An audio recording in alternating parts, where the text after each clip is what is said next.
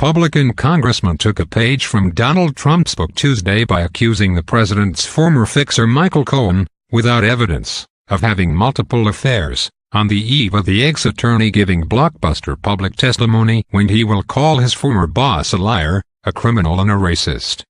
GOP Representative Matt Gaetz said in a Tuesday afternoon tweet that Cohen's wife, Lauren, and her father should talk to the disgraced attorney, suggesting in a tweet that he was hiding more than one illicit relationship from his family. Hey at Michelle Cohen 212, do your wife and father-in-law know about your girlfriends? Maybe tonight would be a good time for that chat. I wonder if she'll remain faithful when you're in prison. She's about to learn a lot. He tweeted. Just over an house later, a Democratic member of the committee, New Jersey Congressman Bill Pascrell, demanded that Gaetz be investigated for attempting to intimidate a witness. Trump has said publicly that journalists should look into Cohen's father-in-law, Fema Shusterman, and hinted that he is in some way involved in fraud. Cohen's testimony on Capitol Hill on Tuesday to the Senate Intelligence Committee was classified. He'll be grilled publicly on Wednesday by lawmakers who sit on House oversight. When he left the Senate committee, he did not address the cheating claims but said, "At this point in time I really appreciate the opportunity that was given to me to clear the record, to tell the truth, and I look forward to tomorrow to be able and my voice to tell the American people my story, and I'm going to let the American people decide exactly who is telling the truth." Gaetz and Cohen will face off Wednesday when the ex-fixer attends the House Oversight Committee hearing. In a phone interview with the Daily Beast after his tweet, Gaetz, who is not on oversight, insisted he's not attempting to intimidate Cohen. He said he was merely challenging the veracity and character of a witness before Cohen's public testimony. "We do it every day. We typically do it during people's testimony," he said. "This is what it looks like to compete in the marketplace of ideas." Gaetz insisted that he was not directed to issue the tweet by the Trump or anyone inside the administration. He did not tell the Daily Beast how he knew about Cohen's alleged philandering, either. He told the publication he believes that Cohen's marriage is fair game, because it speaks to the veracity of the congressman's testimony. One of Cohen's admitted crimes is deceit. Cohen apologized to senators on Tuesday for lying in previous testimony as he started 3 days of testimony on Capitol Hill, where the topics will include racist remarks he's heard from the president and allegations of criminal activity on the part of Trump. Democratic Senator Dianne Feinstein told DailyMail.com that Cohen, who pleaded guilty to lying to Congress, appeared credible to lawmakers and apologized to them. "He appeared credible to me today, and he apologized. He said he was going away, he understands, and I think he made efforts to be absolutely truthful," she said. Cohen's credibility has been questioned given his admission he lied to lawmakers when he appeared before the House and Senate Intelligence Committees in 2017. Feinstein declined to offer specific details on what Cohen, who was known as Trump's fixer, discussed with committee members. "The part I was in, which is about 2 hours, he answered questions. It's classified, so I can't tell you much. I think that most of us know that this is a very complicated picture," she said.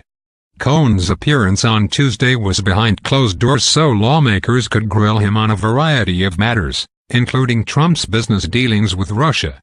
Additionally, Cohen will offer senators a document that he claims shows the president engaged in criminal conduct around the hush money payment to porn star Stormy Daniels, it was revealed Tuesday. The document will refute a claim by Trump attorney Rudy Giuliani that Cohen used a $35,000 monthly retainer from the president as reimbursement for paying off Daniels, a source close to Cohen told Politico. Giuliani has said Cohen used a monthly retainer made for legal services in reimbursement as repayment for the $130,000 given to Daniels in exchange for her silence. The documents will show who signed the checks to Cohen, the Daily Beast reported.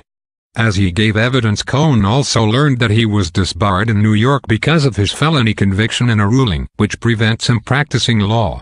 He had not attempted to fight the move.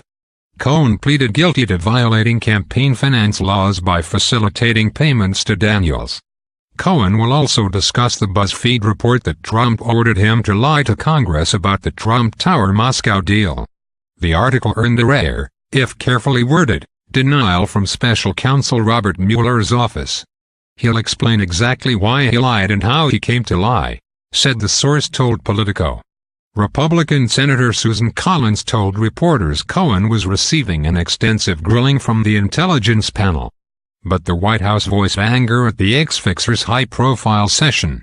It's laughable that anyone would take a convicted liar like Cohen at his word, and pathetic to see him given yet another opportunity to spread his lies, Press Secretary Sarah Huckabee Sanders said. Cohen arrived on Capitol Hill Tuesday morning to the flash of cameras' lights and shouted questions, but he didn't say a word as he walked into the Senate hearing room with Lanny Davis, the former Bill Clinton advisor who was acting as his attorney, and begins the first of 3 days of hearings. He arrived 30 minutes before his time before senators was set to begin and is expected to be behind closed doors all day. Senators trickled into the hearing room after his arrival, but few spoke about what they wanted to ask the president's former fixer. Some, however, offered hints at what they were looking for. Democratic Senator Ron White told reporters outside the hearing room he's interested in following the money when it comes to Cohen's work on Trump Tower Moscow. But one issue he wouldn't touch was whether Cohen, who pleaded guilty to lying to Congress, can be trusted to tell the truth in this appearance. "I'll leave it at that," White said when asked that question. Democratic Senator Martin Heinrich, as he entered the hearing room, said he was looking for the truth. In his testimony, Cohen also intends to reveal information about Trump's financial statements, an anonymous source told the network. The Wall Street Journal reported that the ex-fixer would accuse Trump of using racist language, recount times when the president questioned the intelligence, and criticized the lifestyle choices of black people. The fixer-turned-felon will say he witnessed lies, racism and cheating, it reported. He was on his way to raise his hand before the Senate Intelligence Committee to kick off a 3-day, back-to-back trio of appearances on Capitol Hill, where he will face multiple grillings from lawmakers on his relationship with President Donald Trump and his guilty plea to lying to Congress. Cohen's closed-door testimony is a prelude to his public appearance on Wednesday before the House Oversight and Reform Committee, to be followed by a second private session on Thursday before the House Intelligence Committee. Wednesday's public hearing will overshadow the others merely by the presence of TV cameras, to which both Cohen and the lawmakers will be playing to as they engage in a verbal parley on a variety of issues, including the building of Trump Tower Moscow, the payoffs to women during the 2016 campaign, Trump's business dealings, and donations to the president's inaugural committee. Lawmakers are also girding to ask him questions about a planned Moscow Tower project that he pursued well into the 2016 presidential campaign. He plans to tell lawmakers Trump asked him about it several times. He further plans to talk about Trump's lies, racism and cheating as a private businessman, according to the account. Trump and his legal team have repeatedly branded Cohen as a liar, and say he cooperated with prosecutors and furnished false information to get a reduced jail sentence. But one topic not the public agenda, Russian interference in the 2016 presidential election and any possible collusion between Trump's team and Moscow. Oversight Panel Chairman Elijah Cummings coordinated with his counterpart on the House Intel panel, Adam Schiff, and the two agreed the Russia conversation will happen discussed behind closed doors at the intelligence session, while Trump's business dealings will be the focus of the public hearing, according to a memo released Sunday by the Oversight Panel. Lawmakers can dismiss the chairman's guidance and ask whatever they chose, but Cohen's attorney, Lanny Davis, also said his client cannot talk about the Russia probe in public. Senators, meanwhile, are eager to have Cohen in their crosshairs on Tuesday. "I think the reason you have him back is, when somebody lies to Congress in an investigation like this, the questions you might have asked the next witness don't get asked. Somebody you might have called doesn't get called," Senate Intelligence Panel member Senator Roy Blunt said Sunday on CBS The Nation. However, Republicans are already preparing to cast doubts on Cohen's credibility, one of Trump's legal team's major arguments against the president's former personal attorney. "I don't know that we believe him this time," Blunt noted. Republicans will be just as hard on Cohen as Democrats, particularly those close tied to the president. Republican reps Jim Jordan and Mark Meadows, two of Trump's staunchest allies on Capitol Hill, sent a letter to Cohen's attorneys last week saying they intend to press the president's former personal lawyer on his questionable business dealings, his lies to Congress, his work for foreign entities, and even the fake women for Cohen's social media initiative he commissioned. One person who won't be in town for the show is President Trump, who jetted off to Vietnam on Monday for his second summit with North Korean leader Kim Jong-un. But he will have the ability to tweet even with a 12-hour time difference. This week marks Cohen's first time before lawmakers since he pleaded guilty to lying to Congress about the timing of talks concerning the building of a Trump Tower in Moscow during the 2016 presidential campaign. Lawmakers have indicated that will be a major topic of interest. Well, a great deal, starting with why the false statements before our committee when he first appeared. Did they go beyond what he told us about Moscow Trump Tower and to other areas as well? House Intelligence Panel Chair Representative Adam Schiff said on ABC's This Week on Sunday. Democratic Representative Jim Himes, who also sits on the Intelligence Panel, said he wants to know the same. Well, you know, Michael Cohen is going to jail for lying to my committee. So obviously, step one is to re-ask him the questions that he felt he needed to lie to us about when he testified in the last Congress. So we're going to want to get to the truth. Allow him to correct the record. And then, of course, the question is, okay, now that we know the truth, what are the follow-ups? It's going to be an interesting week in that regard, he said Sunday on NBC's Meet the Press. Himes also said Cohen could be more forthcoming behind closed doors than in Wednesday's public circus. I don't think he's going to say a lot that is classified. But he may have some things that he doesn't feel comfortable saying publicly that he then wants to say either to the Senate or to the House Intelligence Committees, in closed session, he said. Last week, Cohen got a 2-month reprieve from his deadline to report for his 3 years in jail, with a judge giving him until May 6. One of the reasons cited was his upcoming congressional testimony. Cohen received a 3-year sentence in December for bank and tax fraud, lying to Congress and violating campaign finance laws. Even though Cohen can't talk about in public what he told Robert Mueller in the 70 hours he spent talking to that team for the special counsel's Russia investigation, he will speak publicly about his relationship with the president. Cohen attorney Lanny Davis said last Tuesday his client will reveal how Trump is bigoted, treats people badly, and talk about he's heard the president say disparaging things about black people behind closed doors.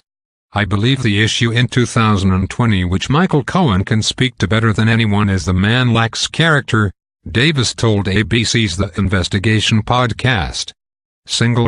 He speaks in bigoted words in private, which Michael Cohen will tell you. He treats people badly. He has no moral character in defrauding people in his businesses, and going bankrupt, and taking cash out, and putting people out of work.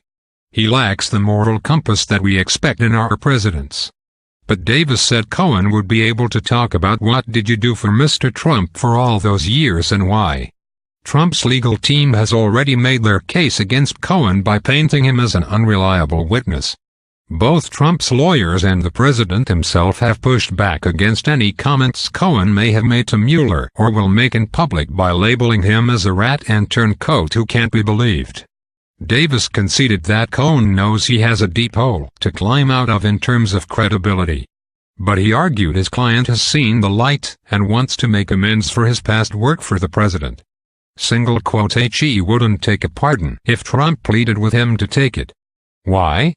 Because it would be dirty, Davis told ABC News.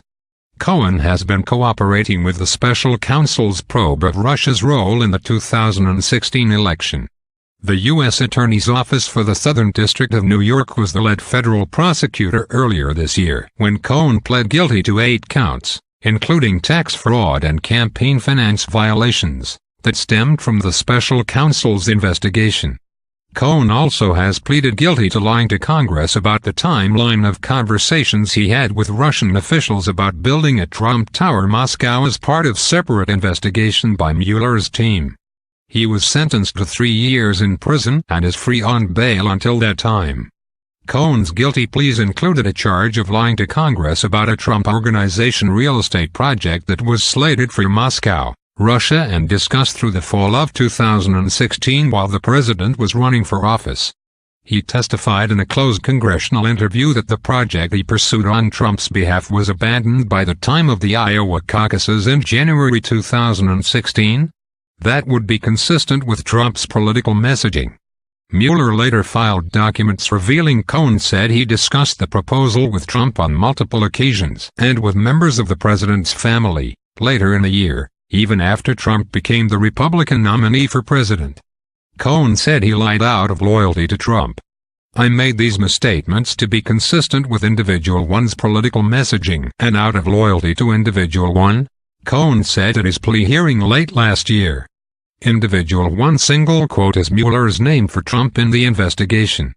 Cohen was also the central figure in a plot to buy the silence of pornographic actress Stormy Daniels, who claimed that she had an affair with Trump in 2006.